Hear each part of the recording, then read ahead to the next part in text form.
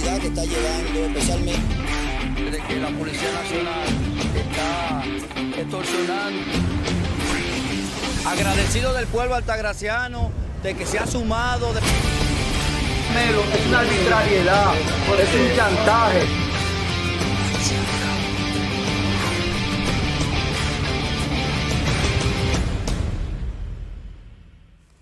Bueno, señores, gracias por estar ahí como siempre en su programa Polanco a las 12. El dueño de los hogares altagracianos, tal como lo habíamos anunciado, en este preciso momento se encuentra con nosotros el padre Raicy Guerrero, quien es canciller de la Iglesia Católica, además director administrativo del colegio Hugo Eduardo Polanco Brito, y actualmente es el director de la emisora Radio Callacoa de la Iglesia Católica. En este programa Polanco a las 12, hoy estaremos en un diálogo con mi compañero de estudio, quien nunca nos desvinculamos, a pesar de su trabajo, trabajando con el ser humano, sobre todo muy concentrado en los problemas sociales de su comunidad. Así que, bueno, a buena hora, hermano querido, gracias por estar con nosotros en este programa, en tu programa, gracias Polanco a las 12, el dueño de los hogares altagracianos. Antes de saludar, tengo que recordar una frase de don Elder Cámara, un obispo brasileño importantísimo por lo que aportó al Concilio Vaticano II. En un diálogo con las fuerzas sociales de su país, dijo él: el que aspira a salvar al hombre en lo físico, se une a aquel que aspira a salvar al hombre en lo espiritual, porque el hombre es uno solo, cuerpo y alma, y al que hay que redimir es al hombre entero, de modo que tú y yo hemos estado siempre unidos en una misma intención. Así es. Bueno, saludo al pueblo altagraciano, le deseo un buen provecho a esta hora. Esta es la buena hora, así la de la comida. La hora de comer. Exactamente. Y bueno, me encuentro con un compañero de toda la vida aquí. Así es. Raicy, quien es de la otra banda, exactamente, que nunca se ha desvinculado tampoco de su comunidad ni de los problemas sociales. Desde España lo veía muy activo. Exactamente. Luchando sobre todo con su gente y trabajando directamente con su comunidad. Me gustaría de inmediato preguntarte tu experiencia en España, porque sé que duraste un tiempo allí en España, esa experiencia con el trabajo, ese trabajo religioso, ese trabajo con la sociedad española desde la iglesia. Muy bien, es la segunda vez que he estado en España por estudios. La primera vez estuve en la ciudad de Madrid. Madrid es una ciudad para conocer, con un dinamismo interesantísimo. De hecho, Madrid en este momento es la primera ciudad de España, no porque sea la capital política, sino por su desarrollo social y económico. Y luego me ha tocado estar esta segunda vez me ha tocado estar en la ciudad de Pamplona, que es la ciudad muy conocida por los Sanfermines, que esa fiesta en la que la gente corre delante de los toros. Es maravilloso eso. Y allí la experiencia es diferente porque es en el norte de España. Navarra está en la última frontera con Francia. Divide a Navarra de Francia. La parte española, por supuesto, lo dividen los Pirineos. Del lado español es el Reino Pleno de Navarra y del lado francés se llama la Baja Navarra.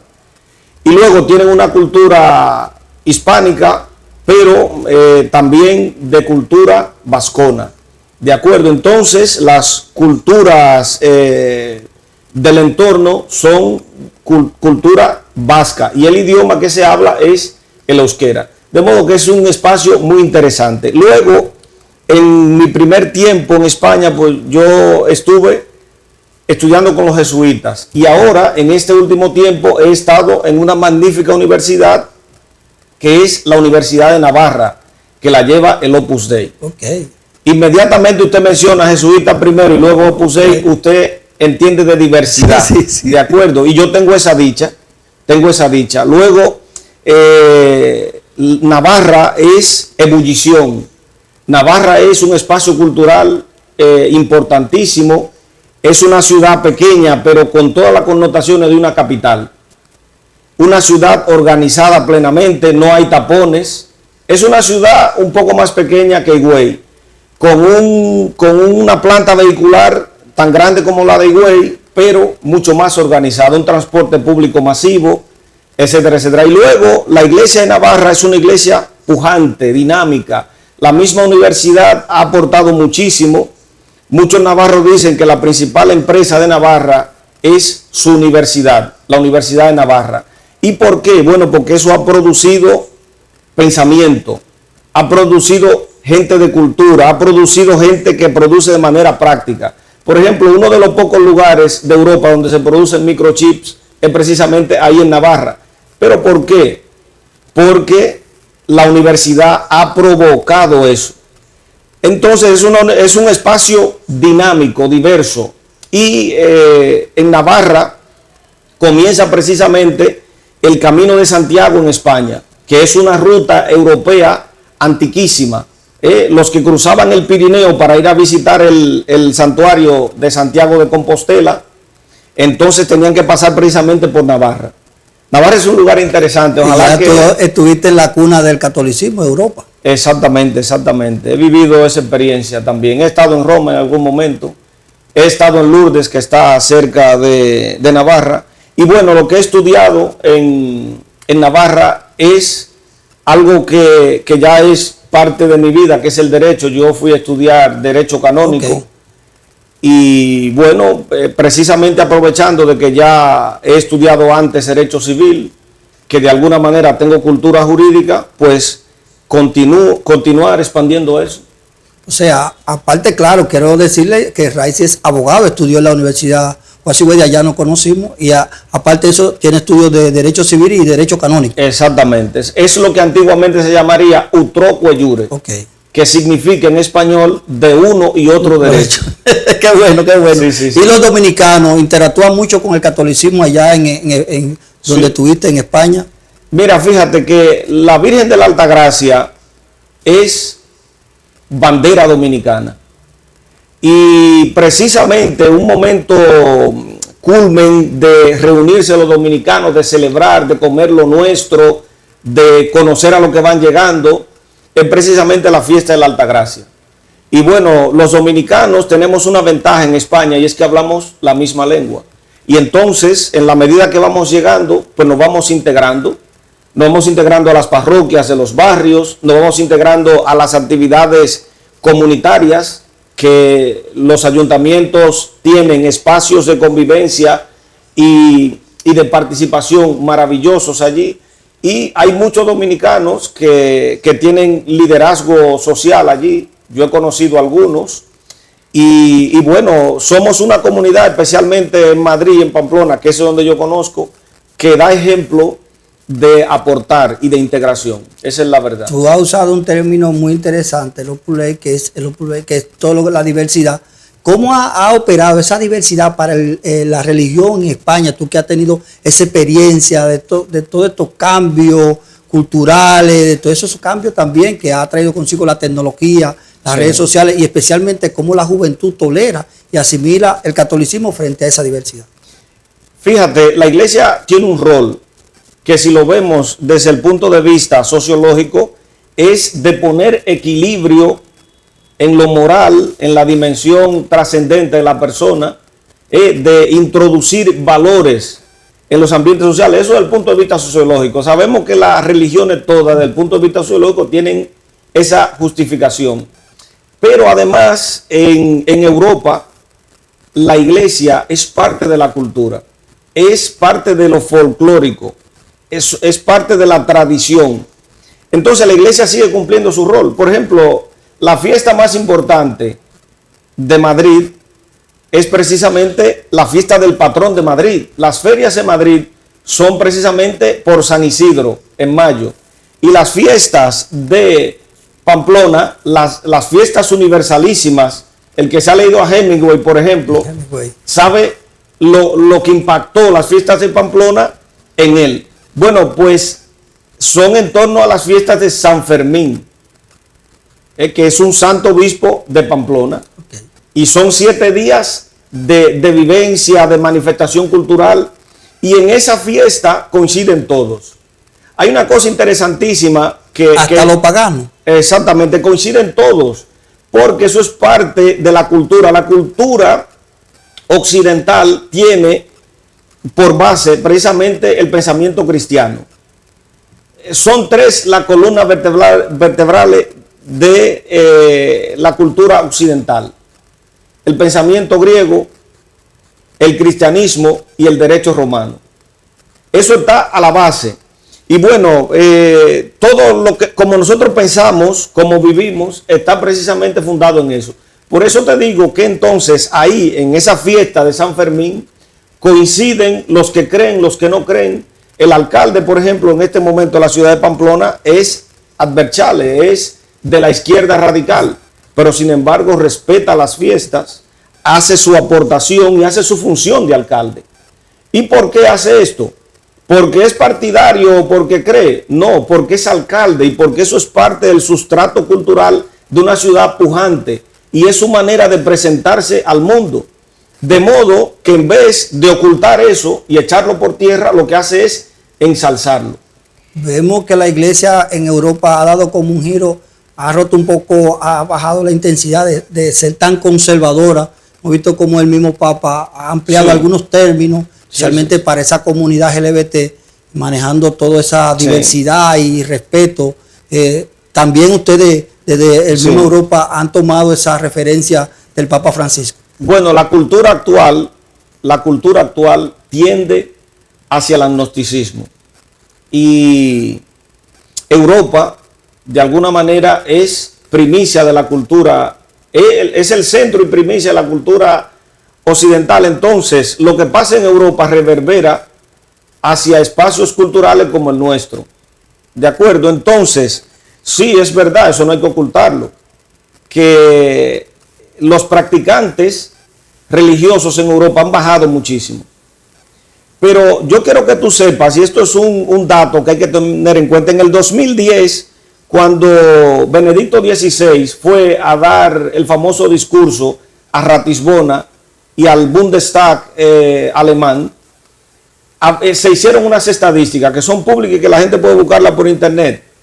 Y es que en 1910, antes de las grandes guerras, el 20% de la zona protestante alemana, donde fue a dar el Papa el discurso, era católica. El 20% era agnóstico o indiferente a la religioso. El otro 10% era de una religión diferente a la cristiana y el resto era protestante. Pues, ¿qué ha pasado? Lo que ha pasado es que al 2010 las estadísticas iban de la siguiente manera: el 20% seguía siendo católico, el 20% protestante, el 10% seguía siendo de otra religión y la gran mayoría, entonces todo el resto, tuve que te he mencionado el 50% con actitud religiosa, pero el 50%, el resto del 50% era indiferente. ¿De acuerdo? Entonces esto no es una experiencia de la Iglesia Católica, es una experiencia cultural. Y lo mismo también cuando el Papa intenta reflexionar el tema digamos, de la ideología de género, del pensamiento LGTB. Ahí, exactamente. Lo que intenta es hacer que la reflexión sobre el tema se humanice. De acuerdo, hay que pensar las cosas para este tiempo y tomar en cuenta que el tema de la promoción LGTB es un tema de esta cultura. Y el tema del homosexual hay que pensarlo de un modo amplio, ¿de acuerdo? El mismo problema que tienen los que promueven ese tipo de derechos, hay que decirlo, el problema que le van agregando y le ponen plus, le van agregando más cosas, es precisamente porque la homosexualidad, en tanto que un fenómeno cultural, insisto, cultural, es muy amplio. Y que los no creyentes como los creyentes no podemos verlo encajonado, sino que tenemos que verlo como una realidad amplia. Y luego la moral nuestra ha dejado de ser una moral, una ética casuística, y se ha convertido en una moral de la persona. ¿Y qué quiere decir esto? Que cada caso hay que verlo en particular. de acuerdo, y que hay que dejar un criterio de culpabilización y entrar en diálogo con la persona. En nuestro contexto, ¿qué nos está haciendo mucho daño? Bueno, en nuestro contexto nos está haciendo mucho daño el radical proselitismo religioso y el poco diálogo que tenemos las diferentes confesiones. No se da esto de hecho, yo me pongo a pensar que también la migración ha incidido, por ejemplo, en Europa la migración africana, por su cultura, por su religión, no ha sido un choque para el tema cultural de la misma Europa frente a todos esos grupos religiosos que han llegado con cultura distinta. Sí, sí. De hecho, Europa vive una experiencia muy difícil respecto de la migración. En Francia, por ejemplo, las elecciones pasadas las decidieron los migrantes. ¿Y por qué? Porque la coalición de izquierda moderada, porque realmente ahora tanto derecha como izquierda tienden a la moderación y de alguna manera se van equiparando en intereses. Sí. Entonces, la izquierda moderada, liderada por Macron, promovió que Marine Le Pen, que representa una derecha dura, para no decir radical, porque pienso también que exageran en eso, pero una derecha dura iba a ir contra los migrantes. Como Francia, fruto de la descolonización y ahora con la migración masiva que cruza el Mediterráneo, tiene una presencia muy significativa de inmigrantes árabes o del África negra, pues entonces la campaña política estaba dirigida a esa gente, y esa gente que usualmente no vota, porque como todo se está tapiada de la política interesada, pues esa gente votó en contra de lo que supuestamente a ellos le afectaba. Yo sé que la gente dirá, bueno, están abordando temas de Europa, pero estoy tratando de poder llegar aquí. Vamos a llegar aquí para abordar esos mismos temas, pero desde la óptica de la República Dominicana y de la cultura que tenemos nosotros, cómo vemos todos esos cambios de Europa y la complejidad del pensamiento, como dice Edgar Morin, cómo lo está trabajando la iglesia, porque veo que el padre Raisi ya sí está dentro del ámbito de la complejidad del pensamiento, sin embargo, bajando toda la atención de ese ser conservador tan radical. Vemos una iglesia más abierta, con un pensamiento más claro. La iglesia siempre ha sido abierta. Bueno, lo que nosotros estamos percibiendo ahora mismo, una iglesia más abierta con el Papa Francisco. Luego en la pausa ya entraremos, dejaremos Europa a un lado, pero entraremos a los temas de la República Dominicana y abordaremos también las funciones que tiene el padre Raisi aquí en la provincia de la Altagracia. Pero no voy a dejar de hablar de algunos temas importantes que yo sé que con la capacidad y la experiencia del padre Raisi podemos tener una comprensión bastante importante y que va a ser de mucho provecho para cada uno de ustedes. Así que no le cambie, en minutos regresamos con más en su programa Polanco a las 12, el dueño de los hogares altagracianos.